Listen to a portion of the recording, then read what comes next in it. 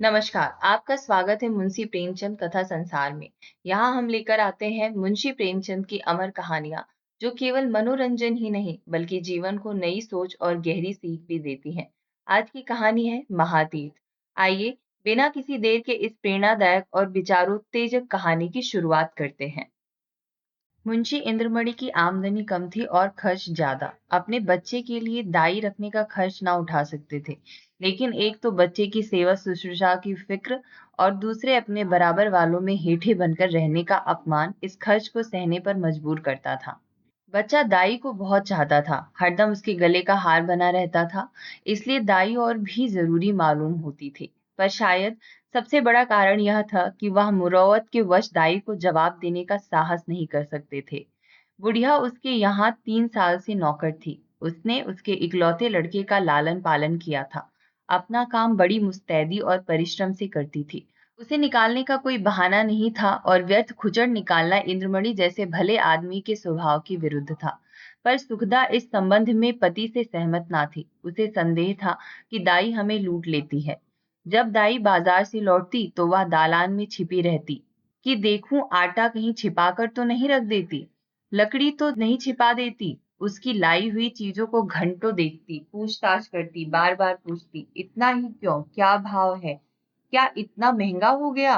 दाई कभी तो इन संदेहात्मक प्रश्नों का उत्तर नम्रता पूर्वक देती, किंतु जब कभी बहुत ही ज्यादा तेज हो जाती तो वह भी कड़ी पड़ जाती थी। शपथे खाती, सफाई की शहादतें पेश करती, वाद विवाद में घंटों लग जाते थे। प्रायः नित्य ही यही दशा रहती और प्रतिदिन यह नाटक दाई के अश्रुपात के साथ समाप्त होता था। दाई का इतनी सख्तियां झेल कर पड़े रहना सुखदा के संदेह को और भी पुष्ट करता था। उसे कभी विश्वास नहीं होता था कि यह बुढ़िया केवल बच्चे के प्रेमवश पड़ी हुई है। वह बुढ़िया को इतनी बाल प्रेमशीला नहीं समझती थी। संयोग से एक दिन दाई को बाजार से लौटने में जरा देर हो गई। वहां दो कुंजड़िनों में देवासुर संग्राम रचा था। उनका चित्रमय हाव भाव, उनका अग्नेय तर्क वितर्क, उनके कटाक्ष और व्यंग्य सब अनुपम थे। विष के दो नद थे या ज्वाला के दो पर्वत, जो दोनों तरफ से उमड़कर आपस में टकरा गए। वाक्य का क्या प्रवाह था, कैसी विचित्र विवेचना, उनका शब्द बाहुल्य, उनकी मार्मिक विचारशीलता, उनके अलंकृत शब्द विन्यास और उपमाओं की नवीनता पर ऐसा कौन सा कवि है जो मुग्ध ना हो जाता। उनका धैर्य, उनकी शांति विस्मयजनक थी। दर्शकों की एक खासी भीड़ लगी थी। वे लाज को लज्जित करने वाले इशारे, वे अश्लील शब्द जिनसे मलिनता के भी कान खड़े होते, सैकड़ों रसिक जनों के लिए मनोरंजन की सामग्री बने हुए थे। दाई भी खड़ी हो गई कि देखूं क्या मामला है। तमाशा इतना मनोरंजक था कि उसे समय का बिल्कुल ध्यान न रहा।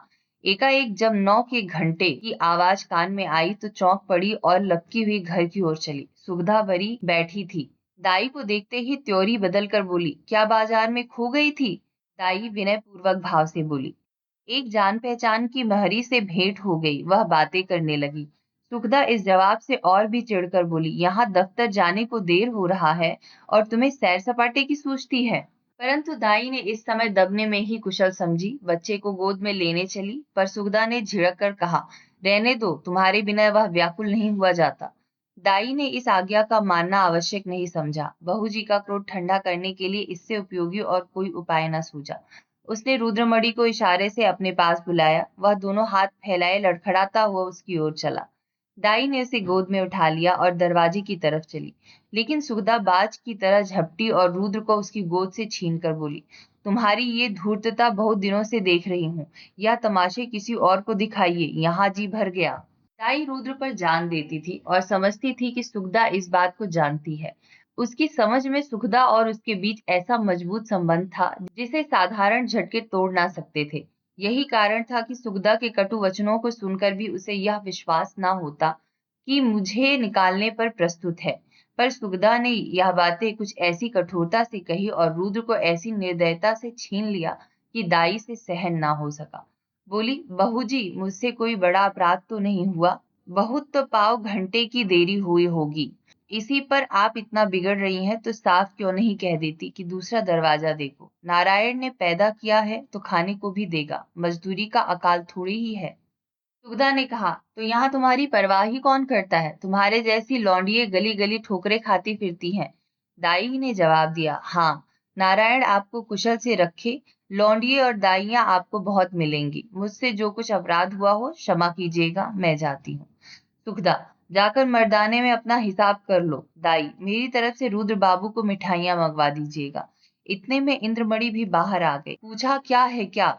दाई ने कहा, कुछ नहीं, बहू जी ने जवाब दे दिया है, घर जाती हूँ। इंद्रमणि गृहस्थी के जंजाल से इस तरह बसते थे जैसे कोई नंगे पैर वाला मनुष्य कांटों से बचे। उन्हें सारे दिन एक ही जगह खड़े रहना मंजूर था, पर कांटों में पैर रखने की हिम्मत ना थी। खिन्न होकर बोले, बात क्या हुई? सुगदा ने कहा, कुछ नहीं, अपनी इच्छा, नहीं जी चाहता नहीं रखते, किसी के हाथों बिक तो नहीं गए। इंद्रमणि ने झुंझला कर कहा, तुम्हें बैठे बैठाए एक न एक खुचर सूझती रहती है। सुगदा ने तिनक कर कहा, मुझे तो इसका रोग है, क्या करूं, स्वभाव ही ऐसा है। तुम्हें यह बहुत प्यारी है तो ले जाकर गले में बांध लो, मेरे पास यहाँ जरूरत नहीं। दाई घर से निकली तो आंखें डबडबाई हुई थी। हृदय रुद्रमणि के लिए तड़प रहा था। जी चाहता था कि बालक को लेकर प्यार से चूम लूं, पर यह अभिलाषा लिए कि उसे घर से बाहर निकलना था। रुद्रमणि दाई के पीछे पीछे दरवाजे तक आया, पर दाई ने जब दरवाजा बाहर से बंद कर दिया तो वह मचल कर जमीन पर लेट गया और अन्ना अन्ना कहकर रोने लगा। सुगदा ने पुचकारा, प्यार किया, गोद में लेने की कोशिश की, मिठाई देने का लालच दिया, मेला दिखाने का वादा किया। इससे जब काम न चला तो बंदर, सिपाही, लूलू और हवा की धमकी दी। पर रुद्र ने वह रौद्र भाव धारण किया कि किसी तरह चुप न हुआ। यहाँ तक कि सुगदा को क्रोध आ गया, बच्चे को वहीं छोड़ दिया और घर के धंधे में लग गई। रोते रोते रुद्र का मुंह और गाल लाल हो गए, आंखें सूज गईं। निदान वह वहीं जमीन पर सिसकते सिसकते सो गया। सुगदा ने समझा था कि बच्चा थोड़ी देर में रो धो कर चुप हो जाएगा, पर रुद्र ने जागते ही अन्ना की रट लगाई। 3 बजे इंद्रमणि दफ्तर से आए और बच्चे की यह दशा देखी तो स्त्री की तरफ पर कुपित नेत्रों से देखकर उसे गोद में उठा लिया और बहलाने लगे। जब अंत में रुद्र को यह विश्वास हो गया कि दाई मिठाई लेने गई है तो उसे संतोष हुआ, परंतु शाम होते ही उसने फिर चीखना शुरू किया, अन्ना मिठाई ला। इस तरह 2-3 दिन बीत गए। रुद्र का अन्ना की रट लगाने और रोने के सिवा और कोई काम ना था। वह शांत प्रकृति कुत्ता जो उसकी गोद से एक क्षण के लिए भी ना उतरता था, वह मौन व्रतधारी बिल्ली जिसे ताक पर देखकर वह खुशी से फूला न समाता था, वह पंखहीन चिड़िया जिस पर वह जान देता था, सब उसके चित्त से उतर गए। वह उनकी तरफ आंख उठाकर भी नहीं देखता। अन्ना जैसी जीती जागती, प्यार करने वाली, गोद में लेकर घुमाने वाली, थपक थपक कर सुलाने वाली, गा गा कर खुश करने वाली चीज का स्थान इन निर्जीव चीजों से ना पूरा हो सकता था। वह अक्सर सोते सोते चौंक पड़ता और अन्ना अन्ना पुकार कर हाथों से इशारा करता, मानो उसे बुला रहा है। अन्ना की खाली कोठरी में घंटों बैठा रहता। उसे आशा होती कि अन्ना यहाँ आती होगी। इस कोठरी का दरवाजा खुलते सुनता तो अन्ना अन्ना कहकर दौड़ता, समझता कि अन्ना आ गई। उसका भरा हुआ शरीर भूल गया, गुलाब जैसा चेहरा सूख गया और माँ बाप उसकी मोहनी हंसी के लिए तरस रहे थे। यदि बहुत गुदगुदाने या छेड़ने से हंसता, केवल दिल रखने के लिए हंस रहा है। उसे अब दूध से प्रेम नहीं था, ना मिश्री से, ना मेवे से, ना मीठे बिस्किट से, ना ताजी इमरतियों से। उनमें मजा तब था जब अन्ना अपने हाथों से खिलाती थी। अब उनमें मजा ही नहीं। 2 साल का लहलहाता हुआ सुंदर पौधा मुरझा गया। वह बालक जिसे गोद में उठाते ही नरमी, गर्मी और भारीपन का अनुभव होता था, अब सूख कर कांटा हो गया। सुखदा अपने बच्चे की यह दशा देखकर भीतर ही भीतर कुढ़ती, अपनी मूर्खता पर पछताती। इंद्रमणि जो शांत प्रिय आदमी थे, अब बालक को गोद से अलग ना करते थे।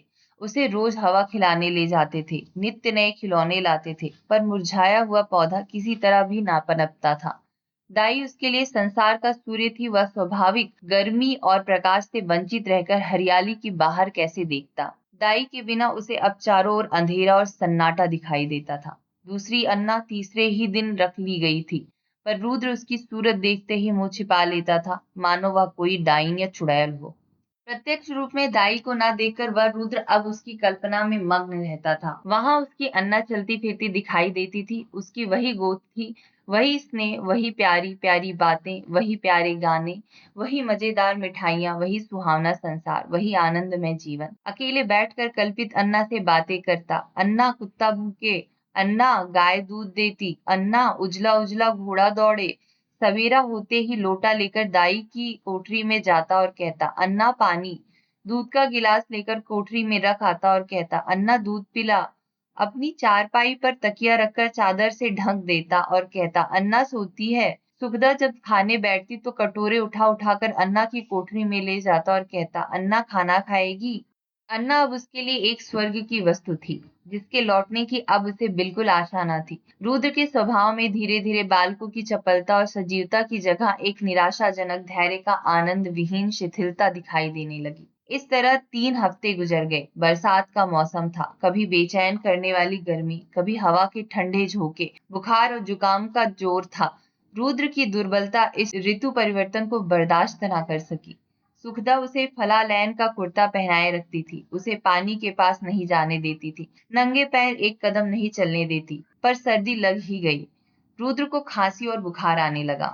प्रभात का समय था। रुद्र चारपाई पर आंख बंद किए पड़ा था। डॉक्टरों का इलाज निष्फल हुआ। सुखदा चारपाई पर बैठी उसकी छाती में तेल की मालिश कर रही थी और इंद्रमणि विषाद मूर्ति बने हुए करुणापूर्ण आंखों से बच्चे को देख रहे थे। इधर सुखदा से बहुत कम बोलते थे।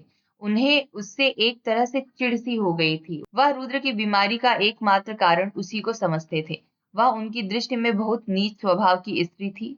सुखदा ने डरते डरते कहा, आज बड़े हकीम साहब को बुला लेते, शायद उसकी दवा से फायदा हो। इंद्रमणि ने काली घटाओं की ओर देखकर रुखाई से जवाब दिया, बड़े हकीम नहीं, धन्वंतरी भी आवे तो भी इसे कोई फायदा ना होगा। सुखदा ने कहा, तो क्या अब किसी की दवा ना होगी? इंद्रमणि, बस इसकी एक ही दवा और आलभ्य है। सुखदा, तुम्हें तो बस एक ही धुन सवार है, क्या बुढ़िया आकर अमृत पिला देगी? इंद्रमणि, यदि नहीं समझती हो और अब तक नहीं समझी तो रोगी, बच्चे से हाथ धोना पड़ेगा। सुखदा, चुप भी रहो, क्या अशुभ मुंह से निकालते हो? यदि ऐसी ही जली कटी सुनानी है तो बाहर चले जाओ। इंद्रमणि, मैं तो जाता हूँ, पर याद रखो यह हत्या तुम्हारी ही गर्दन पर होगी। यदि लड़के को तंदुरुस्त देखना चाहती हो तो उसी दाई के पास जाओ, उनसे विनती और प्रार्थना करो, क्षमा मांगो, तुम्हारे बच्चे की जान उसकी दया के अधीन है। सुखदा ने कुछ उत्तर नहीं दिया। उसकी आंखों से आंसू जारी थे। इंद्रमणि ने पूछा, क्या मर्जी है, जाओ उसे बुला लाऊं? सुखदा, तुम क्यों जाओगे, मैं आप ही चली जाऊंगी। इंद्रमणि, नहीं, क्षमा करो, मुझे तुम्हारे ऊपर विश्वास नहीं है। ना जाने तुम्हारी जबान से क्या निकल पड़े कि जो वह आती भी हो तो ना आवे। सुखदा ने पति की ओर फिर तिरस्कार की दृष्टि से देखा और बोली, हाँ, और क्या मुझे बच्चे की बीमारी का शौक थोड़े ही है? मैंने लाज के मारे तुमसे कहा नहीं, मेरे हृदय में यह बात बार बार उठी है। यदि मुझे दाई के मकान का पूरा पता मालूम होता तो मैं कभी की उसे मना लाई होती। वह मुझसे कितनी भी नाराज हो, पर रुद्र से उसे प्रेम था। मैं आज ही उसके पास जाऊंगी। तुम विनती करने को कहते हो, मैं उसके पैरों में पड़ने को तैयार हूँ। उसके पैरों को आंसुओं से भिगोऊंगी और जिस तरह राजी हो राजी करूंगी। सुखदा ने बहुत धैर्य धर कर यह बातें कही, परंतु उमड़ते हुए आंसू अब न रुक सके। इंद्रमणि ने स्त्री की ओर सहानुभूति पूर्वक देखा और लज्जित हो बोले, मैं तुम्हारा जाना उचित नहीं समझता, मैं खुद ही जाता हूँ। कैलाशी संसार में अकेली थी। किसी समय उसका परिवार गुलाब की तरह फूला हुआ था, परंतु धीरे धीरे सब पत्तियां गिर गई। अब उसकी सब हरियाली नष्ट भ्रष्ट हो गई और अब वही एक सूखी हुई टहनी उस हरे भरे पेड़ का चिन्ह रह गई थी। परंतु रुद्र को पाकर इस सूखी हुई टहनी में जान पड़ गई थी। इसमें हरी भरी पत्तियां निकल आई थी। वह जीवन जो अब तक नीरस और शुष्क था, अब सरस और सजीव हो गया था। अंधेरे जंगल में भटके हुए पथिक को प्रकाश की झलक आने लगी थी। अब उसका जीवन निरर्थक नहीं बल्कि सार्थक हो गया था। कैलाशी रुद्र की भोली बातों पर निशावर हो गई, पर स्नेह सुखदा से छिपाती थी, इसलिए कि माँ के हृदय पर द्वेष ना हो। वह रुद्र के लिए माँ से छिपाकर मिठाइयाँ लाती और उसे खिलाकर प्रसन्न होती। वह दिन में 2-3 बार उसे उपटन मलती कि बच्चा खूब पुष्ट हो। वह दूसरों के सामने उसे कोई चीज नहीं खिलाती कि उसे नजर लग जाएगी। सदा वह दूसरों से बच्चे के अल्पाहार का रोना रोया करती। उसे बुरी नजर से बचाने के लिए ताबीज और गड़े लाती थी। यह उसका विशुद्ध प्रेम था, उसमें स्वार्थ की गंध भी ना थी। इस घर से निकलकर कैलाशी की वह दशा थी जो थिएटर में एकाएक बिजली के लैंपों के बुझ जाने से दर्शकों की होती है। उसके सामने वही सूरत नाच रही थी, कानों में वही प्यारी प्यारी बातें गूंज रही थी। उसे अपना घर काटे खाता था, उस काल कोठरी में दम घुट जाता था। रात ज्यों तो कर कटी। सुबह को वह घर में झाड़ू लगा रही थी, एकाएक बाहर ताजे हलवे की आवाज सुनकर बड़ी फुर्ती से निकल आई। तब तक याद आ गया, आज हलवा कौन खाएगा, आज गोद में बैठकर कौन चहकेगा। मान सुनने के लिए जो हलवा खाते समय रुद्र की होठों से और शरीर के एक एक अंग से बरसता था, हृदय तड़प उठा। वह व्याकुल होकर घर से बाहर निकली कि चलूं रुद्र को देख आऊं, पर आधे रास्ते से लौट गई। रुद्र कैलाशी के ध्यान से एक क्षण भर के लिए भी नहीं उतरता था। वह सोते सोते चौंक पड़ती, जान पड़ता रुद्र डंडे का घोड़ा दबाए चला आता है। पड़ोसिनों के पास जाती तो रुद्र की ही चर्चा करती। रुद्र उसके दिल और जान में बसा हुआ था। सुखदा के कठोरता पूर्ण व्यवहार का उसके हृदय में ध्यान नहीं था। वह रोज इरादा करती थी कि आज रुद्र को देखने चलूंगी। उसके लिए बाजार से मिठाइयां और खिलौने लाती, घर से चलती पर रास्ते से लौट आती। कभी भी 2-4 कदम से आगे नहीं बढ़ा जाता। कौन सा मुंह लेकर जाऊं? जो प्रेम को धूर्तता समझता हो उसे कौन सा मुंह दिखाऊं? कभी सोचती, यदि रुद्र हमें ना पहचाने तो बच्चों के प्रेम का ठिकाना ही क्या, नई दाई से हिल मिल गया होगा। या ख्याल उसके पैरों पर जंजीर का काम करता था। इस तरह 2 हफ्ते बीत गए। कैलाशी का जी उचाट रहता, जैसे उसे कोई लंबी यात्रा करनी हो। घर की चीजें जहां की तहां पड़ी रहती, ना खाने की सुध थी ना पहनने की। रात दिन रुद्र ही के ध्यान में डूबी रहती थी। संयोग से इन्हीं दिनों बद्रीनाथ की यात्रा का समय आ गया। मोहल्ले के कुछ लोग यात्रा की तैयारियां करने लगे। कैलाशी की दशा इस समय उस पालतू चिड़िया की सी थी जो पिंजड़े से निकलकर फिर किसी कोने की खोज में हो। उसे विस्मृति का यह अच्छा अवसर मिल गया। यात्रा के लिए तैयार हो गई। आसमान पर काली घटाएं छाई थी और हल्की हल्की फुहारें पड़ रही थी। दिल्ली स्टेशन पर यात्रियों की भीड़ भी। कुछ गाड़ियों में बैठे थे, कुछ अपने घर वालों से विदा हो रहे थे। चारों तरफ हलचल सी मची थी। संसार माया आज भी उन्हें जकड़े हुए थी। कोई अपने जवान लड़के को समझा रहा था, असामियों पर बकाया लगान की नालिश में देर न करना और 2 रुपए सैकड़ा सूद जरूर काट लेना। एक बूढ़े व्यापारी महाशय अपने मुनीम से कह रहे थे कि माल आने में देरी हो तो खुद चले जाइएगा और चलतू माल लीजिएगा, नहीं तो रुपया फंस जाएगा। पर कोई कोई ऐसे श्रद्धालु मनुष्य भी थे जो ध्यान मग्न दिखाई देते थे। वे या तो चुपचाप आसमान की ओर निहार रहे थे या माला फेरने में तल्लीन थे। कैलाशी भी एक गाड़ी में बैठी सोच रही थी, इन भले आदमियों को अब भी संसार की चिंता नहीं छोड़ती। वही वनिज व्यापार लेन देन की चर्चा। रुद्र इस समय यहाँ होता तो बहुत रोता, मेरी गोद से कभी न उतरता। लौटकर उसे अवश्य देखने जाऊंगी। हे ईश्वर, किसी तरह गाड़ी चले, गर्मी के मारे जी व्याकुल हो रहा है। इतनी घटा उमड़ी हुई है किंतु बरसने का नाम नहीं लेती। मालूम नहीं यह रेल वाले क्यों देर कर रहे हैं, झूठ मूठ इधर उधर दौड़ते फिरते हैं। यह नहीं कि झटपट गाड़ी खोल दें, यात्रियों की जान में जान आए। एकाएक उसने इंद्रमणि को बाइसिकल लिए प्लेटफॉर्म पर आते देखा। उनका चेहरा उतरा हुआ था और कपड़े पसीनों से तर थे। वह गाड़ियों में झांकने लगे। कैलाशी केवल यह जताने के लिए कि मैं भी यात्रा करने जा रही हूँ, गाड़ी से बाहर निकल आई। इंद्रमणि उसे देखते ही लपक कर करीब आ गए और बोले, क्यों कैलाशी, तुम भी यात्रा को चली? कैलाशी ने सगर्व दीनता से उत्तर दिया, हाँ, यहाँ क्या करूं, जिंदगी का कोई ठिकाना नहीं। मालूम नहीं कब आंखें बंद हो जाए। परमात्मा के यहाँ मुंह दिखाने का कोई उपाय होना चाहिए। रुद्र बाबू अच्छी तरह है? इंद्रमणि, अब जा रही हो? रुद्र का हाल पूछकर क्या करोगी? उसे आशीर्वाद देती रहना। कैलाशी की छाती धड़कने लगी। घबरा कर बोली, उनका जी अच्छा नहीं है क्या? इंद्रमणि, वह तो उसी दिन से बीमार है जिस दिन तुम वहां से निकली। 2 हफ्ते तक अन्ना अन्ना की रट लगाई, अब एक हफ्ते से खांसी और बुखार में पड़ा है। सारी दवाइयां करके हार गया, कुछ फायदा ना हुआ। मैंने सोचा था कि चलकर तुम्हारी अनुनय विनय करके लिवा लाऊंगा, क्या जाने तुम्हें देखकर उसकी तबीयत संभल जाए। पर तुम्हारे घर गया तो मालूम हुआ कि तुम यात्रा करने जा रही हो। अब किस मुंह से चलने को कहूँ? तुम्हारे साथ सलूक ही कौन सा अच्छा किया जो इतना साहस करूं। फिर पुण्य कार्य में विघ्न डालने का भी डर लगता है। जाओ, उसका ईश्वर मालिक है, आयु शेष है तो बच ही जाएगा, अन्यथा ईश्वरीय गति में किसी का क्या वश। कैलाशी की आंखों के सामने अंधेरा छा गया। सामने की चीजें तैरती हुई मालूम होने लगी। हृदय भावी अशुभ की आशंका से दहल गया। हृदय से निकल पड़ा, हे ईश्वर, मेरे रुद्र का बाल बांका ना हो। प्रेम से गला भर आया। विचार किया, मैं कैसी कठोर हृदया हूँ। प्यारा बच्चा रो रो कर हालकान हो गया और मैं उसे देखने तक नहीं गई। सुखदा का स्वभाव अच्छा नहीं ना सही, किंतु रुद्र ने मेरा क्या बिगाड़ा था कि मैंने माँ का बदला बेटे से लिया। ईश्वर मेरा अपराध क्षमा करे। प्यारा रुद्र मेरे लिए हुड़क रहा है। इस ख्याल से कैलाशी का कलेजा महसूस उठा था और आंखों से आंसू बह निकले थे। मुझे क्या मालूम था कि उसे मुझसे इतना प्रेम है। नहीं मालूम बच्चे की क्या दशा है। भया तो हो बोली, दूध तो पीते हैं ना इंद्रमणि? तुम दूध पीने को कहती हो? उसने 2 दिन से आंख नहीं खोली। कैलाशी, हे मेरे परमात्मा! अरे ओ कुली, कुली बेटा, आकर मेरा सामान गाड़ी से उतार दे। अब मुझे तीर्थ जाना नहीं सूझता। हाँ बेटा, जल्दी कर। बाबूजी, देखो कोई इक्का हो तो ठीक कर लो।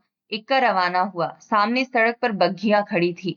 घोड़ा धीरे धीरे चल रहा था। कैलाशी बार बार झुंझलाती थी और इक्कावान से कहती, बेटा जल्दी कर, मैं तुझे कुछ ज्यादा दे दूंगी। रास्ते में मुसाफिरों की भीड़ देखकर उसे क्रोध आता था। उसका जी चाहता था कि घोड़ों के पर लग जाते, लेकिन इंद्रमणि का मकान करीब आ गया था तो कैलाशी का हृदय उछलने लगा। बार बार हृदय से रुद्र के लिए आशीर्वाद निकलने लगा। ईश्वर करे सब कुछ कुशल मंगल हो। इक्का इंद्रमणि की गली की ओर मुड़ा। अकस्मात कैलाशी के मकान में रोने की ध्वनि पड़ी। कलेजा मुंह को आ गया, सिर में चक्कर आ गया। मालूम हुआ नदी में डूब जाती हूँ। जी चाहा कि इक्के पर से कूद पड़ूं, पर थोड़ी देर में मालूम हुआ कि कोई स्त्री मैके से विदा हो रही है। संतोष हुआ। अंत में इंद्रमणि का मकान आ पहुंचा। कैलाशी ने डरते डरते दरवाजे की तरफ ताका, जैसे कोई घर से भागा हुआ अनाथ लड़का शाम को भूखा प्यासा घर आए। दरवाजे की ओर सटकी हुई आंखों से देखे कि कोई बैठा तो नहीं। दरवाजे पर सन्नाटा छाया हुआ था। महाराज बैठा सुरती मल रहा था। कैलाशी को जरा ढारस हुआ। घर में बैठी तो देखा कि नहीं, दाई पुलटिस पका रही है। हृदय में बल का संचार हुआ। सुखदा के कमरे में गई तो उसका हृदय गर्मी के मध्यकाल के सदृश कांप रहा था। सुखदा रुद्र को गोद में लिए दरवाजे की ओर एकटक ताक रही थी। शोक और करुणा की मूर्ति बनी थी। कैलाशी ने सुखदा से कुछ नहीं पूछा। रुद्र को उसकी गोद से ले लिया और उसकी तरफ सजल नैनों से देख कर कहा, बेटा रुद्र, आंखें खोलो। रुद्र ने आंखें खोली। क्षण भर दाई को चुपचाप देखता रहा और तब एकाएक दाई के गले से लिपट कर बोला, अन्ना आई, अन्ना आई। रुद्र का पीला मुरझाया हुआ चेहरा खिल उठा। जैसे बुझते हुए दीपक में तेल पड़ जाए, ऐसा मालूम हुआ कि मानो वह कुछ बढ़ गया है। 1 हफ्ता बीत गया। प्रातः काल का समय था। रुद्र आंगन में खेल रहा था। इंद्रमणि ने बाहर आकर उसे गोद में उठा लिया और प्यार से बोले, तुम्हारी अन्ना को मारकर भगा दें? रुद्र ने मुंह बनाकर कहा, नहीं, रोएगी। कैलाशी बोली, क्यों बेटा? तुमने तो मुझे बद्रीनाथ नहीं जाने दिया। मेरी यात्रा का पुण्य कौन देगा? इंद्रमणि ने मुस्कुराकर कहा, तुम्हें उससे कहीं अधिक पुण्य मिल गया। यह तीर्थ महातीर्थ है। तो यह थी मुंशी प्रेमचंद की अमर कहानी महातीत। आशा है इस कहानी का संदेश आपके हृदय तक पहुंचा होगा। यदि आपको यह कहानी पसंद आई हो तो वीडियो को लाइक करें, अपने मित्रों और परिवार के साथ साझा करें और ऐसे ही अमर साहित्य की कहानियां सुनने के लिए मुंशी प्रेमचंद कथा संसार को सब्सक्राइब करना ना भूलें। मिलते हैं अगली प्रेरणादायक कहानी के साथ। तब तक के लिए नमस्कार।